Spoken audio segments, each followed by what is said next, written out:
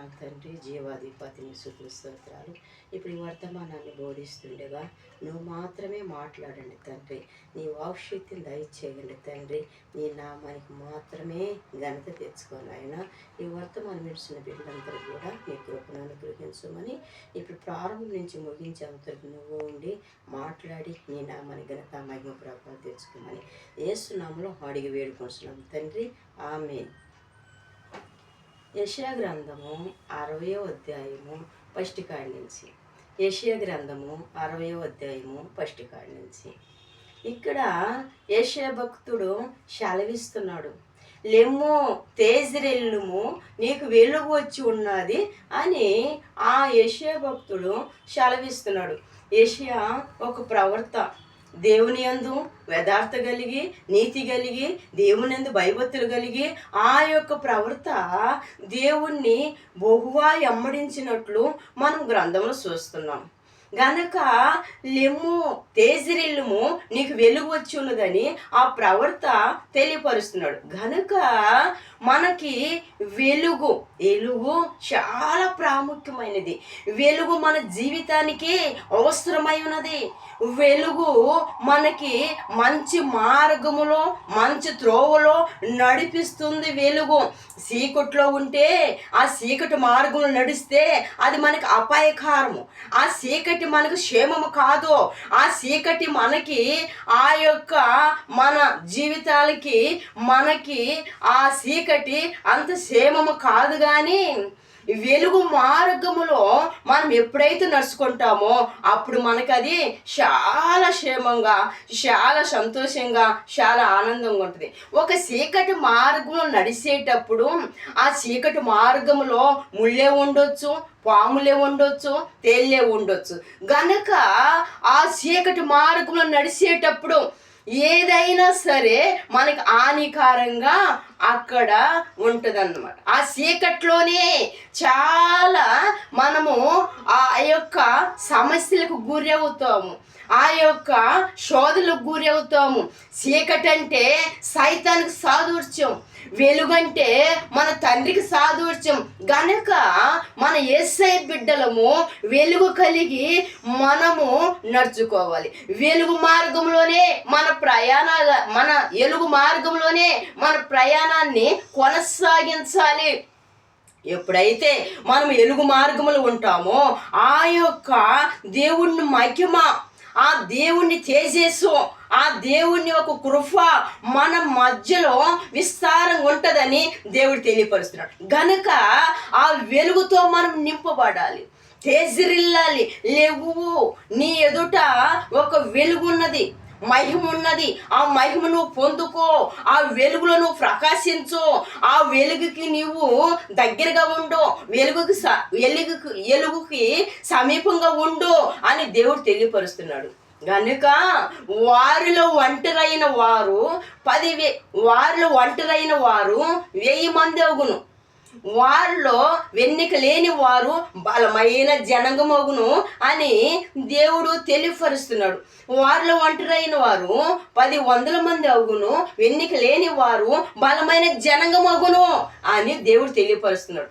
నా ప్రియ సహోదరి, ప్రియ సహోదరుడా, దేవుని కొరకే మనం ప్రయాసపడి ఆ దేవుణ్ణి ఎమ్మడించాలని ఒక ఆశ కలిగి, ఒక తీర్మానం కలిగి మనం ఎప్పుడైతే మన ప్రయాణాన్ని కొనసాగిస్తామో మన పక్షంగా దేవుడు ఉంటాడు, మనల్ని బహు ఆశీర్వదిస్తాడు, బహుగా దీవిస్తాడు. గనక ఇక్కడ ఆ యొక్క యెషయా భక్తునికి ఆకాశం నుంచి భూలోకానికి నిచ్చెన వేయబడింది.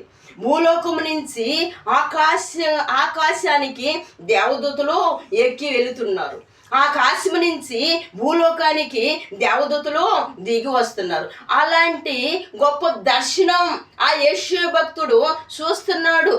ఆ యొక్క యెషయా భక్తుడు ఆ దర్శనం చూసినట్లు, ఆ ప్రవచన కలిగినట్లు, ఆ దర్శనం చూసినట్లు మనం గ్రంథంలో చూస్తున్నాం.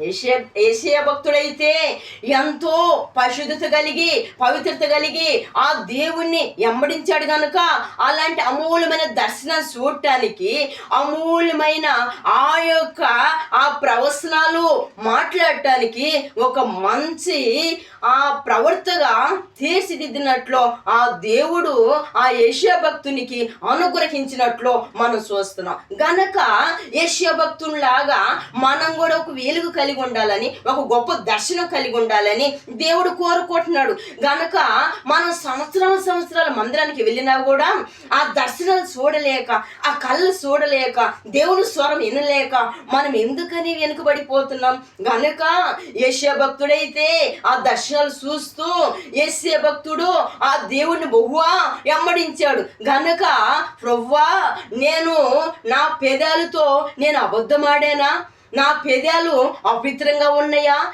నా నోరు ఒక దోషముతో ఉన్నదా నన్ను నీ యొక్క అగ్నితో నా పెదాలు నేలకి నోటిని కాల్చుము ఒక పరిశుద్ధత నాకు దయచేయము ఒక పవిత్రత నాకు దయచేయము అని ఆ యెషయా భక్తుడు తండ్రి దగ్గర మొరపెట్టినట్లు మనం చూస్తున్నాం గనక ఒక ప్రవర్తే కదా మంచి దర్శనాలు కలిగి ఉన్న ఒక యాజకుడే కదా దేవుణ్ణి మాటగా లోబడి దేవుని మార్గంలో నడుచుకుండే గొప్ప దేవునంది భయభక్తులు కలిగి ఆ గొప్ప ప్రవర్తే ప్రభువా అపవిత్రత నాలో తీస్తే అని దేవుడికి లోబడి దేవుణ్ణి బహువా వేడుకొని పరిశుద్ధపరచబడినట్లు మనం గ్రంథంలో చూస్తున్నాం మనమైతే ఈ భూలోకంలో జీవిస్తున్నాం కానీ ఎక్కడ పడిపోయామో ఎక్కడ మోసగించబడ్డామో ఎక్కడ అపవిత్రతలో ఉన్నామో ఎక్కడ తండ్రికి దూరం అయిపోయామో ఎక్కడ జాగ్రత్త కలిగి ఉన్నామో ఎక్కడ మోసపోయామో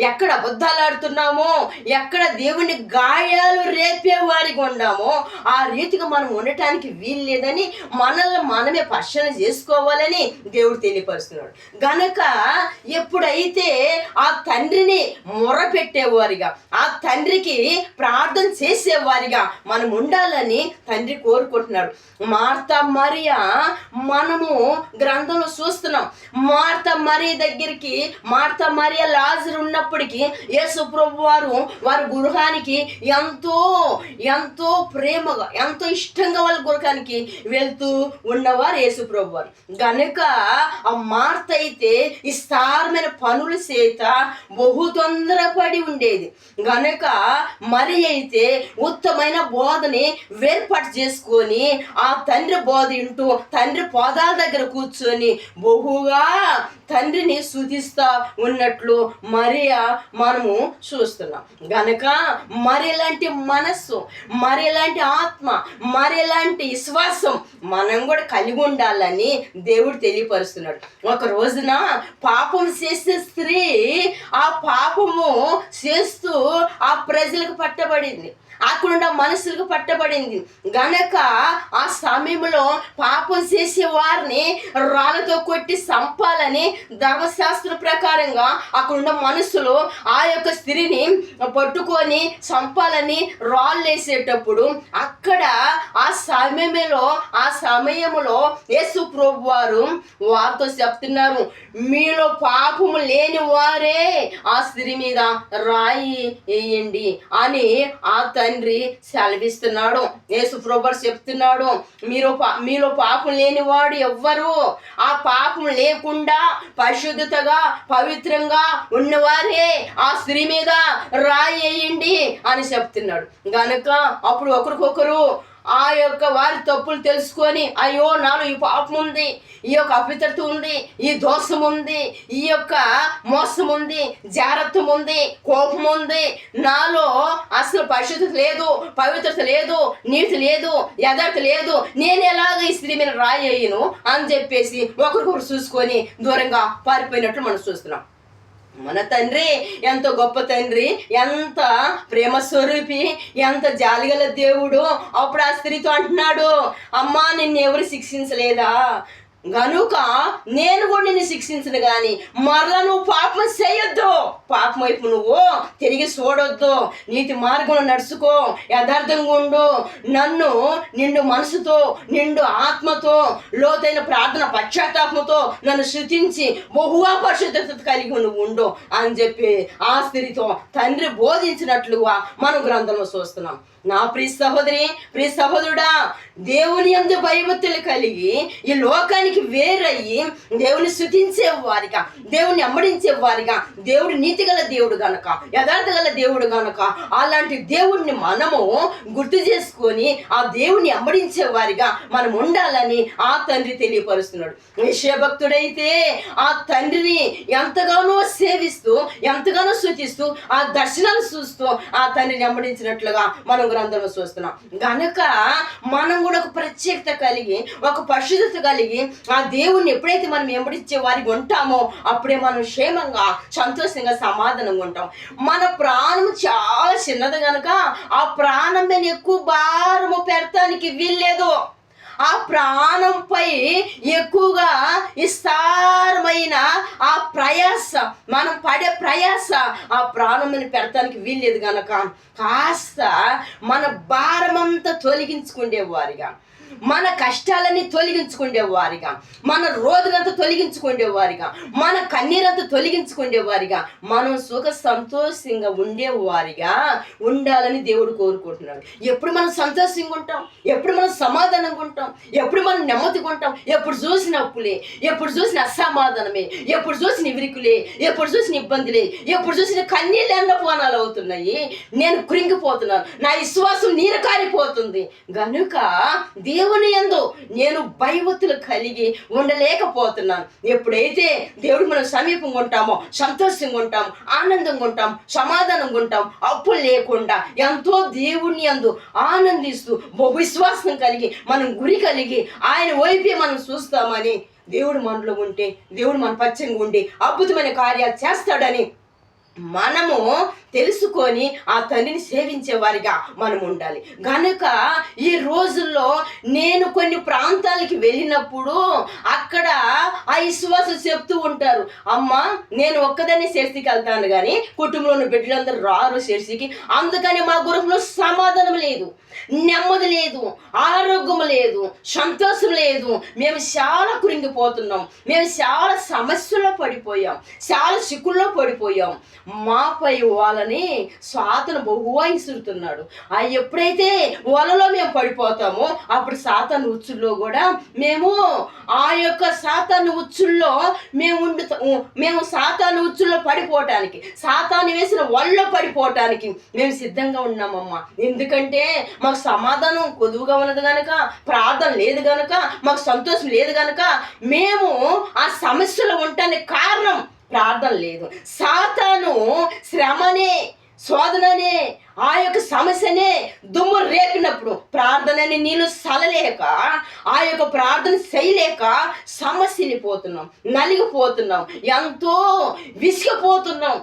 మా కొరకు నువ్వు ప్రార్థన చెయ్యమ్మా అని చెప్పి వారు అడుగుతూ ఉంటారు. కనుక నేను ప్రార్థన చేస్తానమ్మా, మీరు కూడా ప్రార్థన చేసుకోండి అమ్మా. దేవునికి వేరుగుండి మనం ఏమి చేయలేము. ప్రార్థన ద్వారా ప్రతి సమస్యను కూడా మనం జయిస్తాము. ప్రార్థన ద్వారా ప్రతి సమస్యను కూడా మనము పరిష్కారం దొరికిద్ది. మనము ఒక వెలుగు మార్గంలో నడుచుకోవాలి, ఒక నీతి మార్గంలో నడుచుకోవాలి, ఒక యథార్థమైన మార్గంలో నడుచుకోవాలి. చీకటికి సైతానికి సాదృశ్యం కనుక చీకటి మార్గంలోకి వెళ్తే మనకి చాలా ప్రమాదము అక్కడ పొంచి ఉంటుంది కనుక, వెలుగు మార్గంలోకి వెళ్తే మనం చాలా క్షేమంగా ఉంటాం కనుక ఆ తండ్రి ఎప్పుడైతే మనం వెలుగు మార్గం నడిపిస్తాడో ఆ రాజ్యానికి మనం కూడా అర్హులు అవుతాం కనుక, ఆ చీకటి మార్గంలో నడిస్తే అది సాతాను మనల్ని గొప్పగా, మన సాతాను బహువా శోధించి ఆ సాతాను మనల్ని ఎంతగానో హింసలు పెట్టి, ఆ సాతాను మనల్ని ఎంతగానో సమస్యలంబటి సమస్యలు, యాదలంబటి యాదనలు, అనారోగ్యాలు, అస్వస్థతలు, అప్పుల భారము, ఇవన్నిటి కారణం ప్రార్థన లేని వాళ్ళని ఆ శాతాన్ని తెచ్చి పెడుతున్నాడని మనోనేత్రాలకు ఎప్పుడైతే గుడ్డితనం కలిగిందో అప్పుడే మనము కొన్ని శోధనలకు గురైపోతాం. ఎప్పుడైతే దేవుడిచ్చి జ్ఞానాన్ని కలిగి వివేకాన్ని కలిగి ఆ మనోనేత్రాలకి గుడ్డితనం లేకుండా మెలకువ కలిగి ప్రార్థన చేసేవారిగా బల మంచి దాసురాల కొంచెంలో నమ్మకం రూపంగా ఉన్నావు. అనేక మంది నివాసాల పట్ల నేను అధికారిగా చేస్తానని దేవుడి దగ్గర ఒక గొప్ప సాక్ష్యం పొందుకుండేలాగా, మరి ముఖ్యంగా నీతి మార్గంలో నడుచుకునే వారిగా, యథార్థంగా నడుచుకునే వారిగా, పాపానికి చెయ్యి కలపకుండా, పాపం వైపు చూడకుండా, పాపానికి రాజ్యపడకుండా, పాపానికి బహు దూరం అయిపోయి తండ్రిని వెతుకుతూ, తండ్రి మార్గంలోనే నడుచుకుంటూ, తండ్రిలోనే అంటగట్టబడి, తండ్రికి బహు సమీపంగా ఉండి, తండ్రిని ఘనపరిచేవారిగా, మహిమపరిచేవారిగా, తండ్రిని బహువా స్తుతించేవారిగా, తండ్రి నామాన్ని గొప్ప చేసేవారిగా, తండ్రిలో బహువా ఫలించేవారిగా ఉండాలని ఆ తండ్రి కోరుకుంటున్నాడు. ఈ చిన్న మాటలు దేవుడు దీవించునుగాక. ప్రార్థన. పరిశుద్ధుడానికి స్తుతులు స్తోత్రాలు, వందనాలు తండ్రి. జీవాధిపతినికి స్తుతులు స్తోత్రాలు నాయన. ఈ సమయంలో నాయన యెషయా భక్తుని మా ముందు పెట్టి అయ్యా అమూల్యమైన మాటలు, ఎంతో ప్రాముఖ్యమైన మాటలు, మా జీవితానికి సరిపోయే మాటలు నువ్వు మాత్రమే మాట్లాడినందుకు నీ స్తుతులు స్తోత్రాలు నాయన. ప్రతి యవన బిడ్డ అయ్యా నిన్ను స్తుతించి, నిన్ను ఆరాధించి, నీ రాజ్యానికి అరుకులు ఉన్నట్లుగా వారి నీతి మార్గులు నడుచుకునే వారిగా, బహువాయు లోకానికి దూరం అయిపోయి అయ్యా నీకు సమీపంగా ఉండి యథార్థంగా, నీతిగా, న్యాయంగా, యెహోవా యందు భయభక్తులు కలిగి శైతానాన్ని విసర్జించి నీ రాజ్యానికి అరుకులు ఉన్నట్లుగా నీ కృపను దయచేయి నాయనా.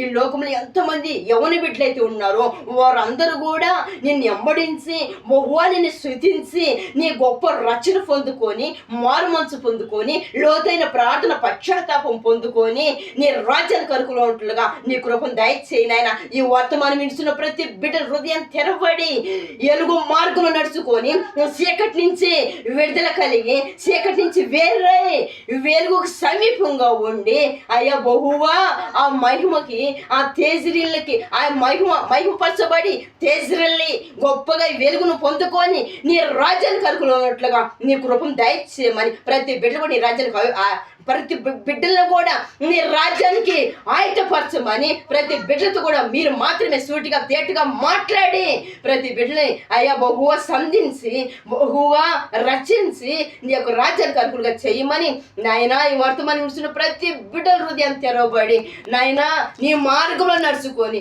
బహువాని స్తుతించేవారిగా, ఆరాధించేవారిగా, రచన పొందేవారిగా అలాంటి కృపను దయచేయమని అయ్యా ఈ వర్తమానాన్ని మీరు మాత్రమే బోధించి బహుసూటిగా తేటుగా బిడ్డలతో మాట్లాడి అయ్యా వారిని బహువారు రచించి నీతి మార్గంలో నడిపించి నీ నామానికి మాత్రమే ఘనత, మహిమ, ప్రభావాలు తెచ్చుకోమని నజరేయుడైన యేసుక్రీస్తు వారి నామమున ప్రార్థన చేసి అడిగి వేడుకుంటున్నాం తండ్రి. ఆమేన్. యేసు రక్తమే జయం, సిలువ రక్తమే జయం, యేసు నామమే జయం. యేసు నామములో సంపూర్ణ జయం కలుగును గాక, అపవాది క్రియలు లయము కలుగును గాక. ఆమేన్.